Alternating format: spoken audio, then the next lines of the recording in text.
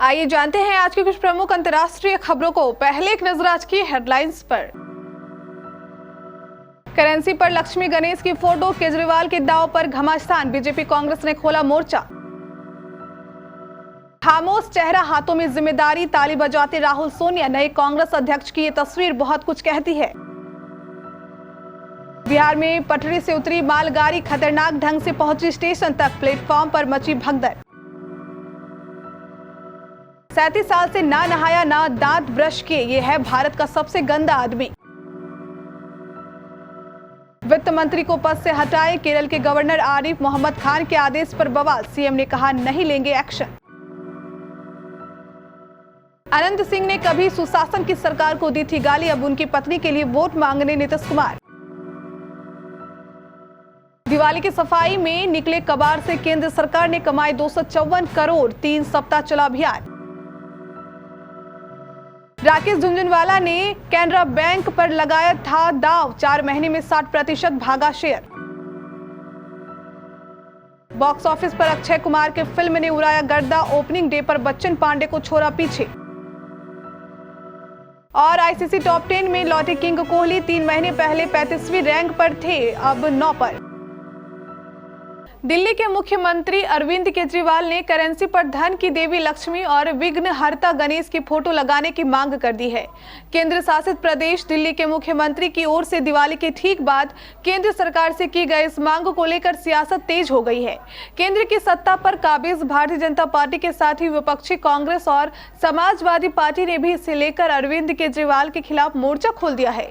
हरियाणा के गृह मंत्री और बीजेपी के फायर ब्रांड नेता अनिल विज ने ट्वीट कर अरविंद केजरीवाल पर तंज किया है। उन्होंने कहा है कि आखिरकार लक्ष्मी के पुजारी केजरीवाल के होठों पर बात आ ही गई। अनिल विज ने कहा कि बहाना चाहे नोट पर तस्वीर छापने का हो, लेकिन हर काम करने से पहले लक्ष्मी आंखों के सामने ही रहेगी। उन्होंने भ्रष्टाचार के मसले पर केजरीवाल को घेरते हुए कहा कि इसे कहते हैं भक्ति, केजरीवाल तेरी माया अपरंपार। चेहरे में गंभीरता, एकटक निहारती आंखें, हाथों में जिम्मेदारी का प्रमाण पत्र और दोनों तरफ गांधी परिवार। कांग्रेस के नए बॉस की यह आज की तस्वीर है। कांग्रेस अध्यक्ष के चुनाव में जीते मल्लिकार्जुन खड़गे ने आज औपचारिक रूप से पदभार संभाल लिया। जिस वक्त मुस्कुराते हुए पार्टी के केंद्रीय चुनाव प्राधिकरण के अध्यक्ष मधुसूदन मिस्त्री उन्हें प्रमाण पत्र सौंप रहे थे, दोनों छोर पर खड़े पूर्व अध्यक्ष सोनिया गांधी और राहुल गांधी समेत सभी मुस्कुरा रहे थे, लेकिन खड़गे का चेहरा शांत था। शायद उन्हें जिम्मेदारी का अनुभव हो रहा होगा। उन्हें यह पद ऐसे समय में मिला जब कांग्रेस की हालत पतली है। लगातार चुनाव में वह हार रही है। 2024 के लोकसभा चुनाव में भाजपा से मुकाबले करने के लिए उसके पास फिलहाल कोई रणनीति नहीं दिख रही है। शाह मोदी की भाजपा के सफल जोड़ी को टक्कर देने की जिम्मेदारी सबसे पुरानी पार्टी ने दक्षिण के दिग्गज दलित नेता मल्लिकार्जुन खड़गे के कंधों पर डाली है।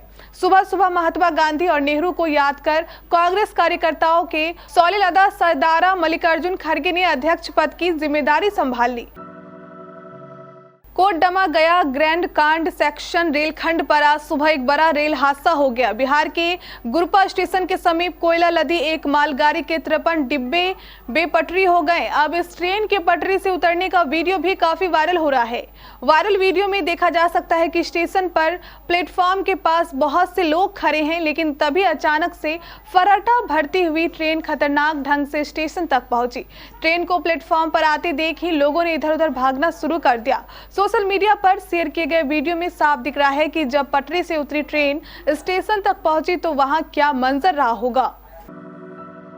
आधी सदी तक न नहाने वाले दुनिया के सबसे गंदे आदमी अमो हाजी का 94 साल की उम्र में निधन हो गया।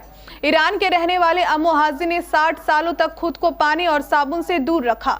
उसका मानना था कि वो अगर नहाएगा तो मर जाएगा। दिलचस्प बात यह है कि अमो हाजी की तरह ही एक शख्स और भी है जिसे नहाने से परहेज है। माना जा रहा है कि अमो हाजी के बाद इस शख्स को दुनिया के सबसे गंदे आदमी होने का अनौपचारिक खिताब मिल सकता है। केरल में राज्यपाल आरिफ मोहम्मद खान और पिनरई विजयन सरकार के बीच विवाद बढ़ गया है। राज्यपाल ने मुख्यमंत्री विजयन से वित्त मंत्री के एन बालगोपाल को पद से हटाने के लिए कहा है। उन्होंने चिट्ठी लिखकर कहा कि वो उनके मंत्रिमंडल में बने रहने से खुश नहीं है। गवर्नर आरिफ मोहम्मद खान ने सीएम को लिखी चिट्ठी में कहा KN बालगोपाल ने शपथ का उल्लंघन किया है। वह जानबूझकर शपथ का उल्लंघन करके भारत की एकता और अखंडता को कमजोर कर रहे हैं। राज्यपाल के आदेश के बाद केरल के मुख्यमंत्री ने वित्त मंत्री बालगोपाल के खिलाफ संविधान के अनुसार उचित कार्रवाई करने के राज्यपाल के निर्देश को खारिज कर दिया है।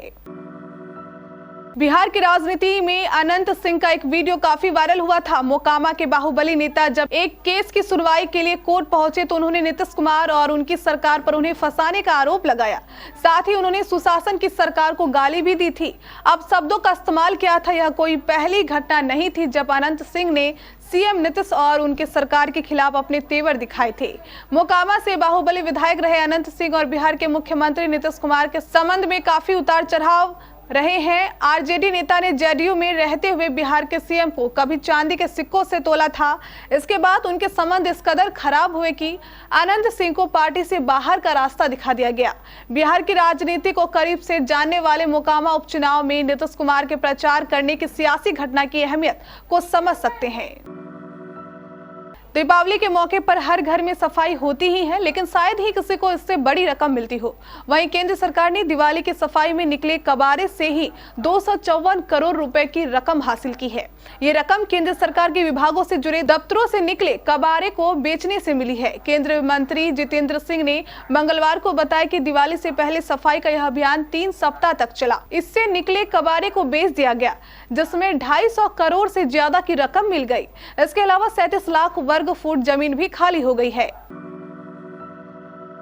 कैनरा बैंक के शेयर ने पिछले कुछ महीनों में जबरदस्त उड़ान भरी है। सरकारी बैंक के शेयरों ने अपने निवेशकों को जोरदार रिटर्न दिया है। कैनरा बैंक के शेयर पर दाव लगाने वाले निवेशकों को 4 महीने में 60% की रिटर्न मिला है।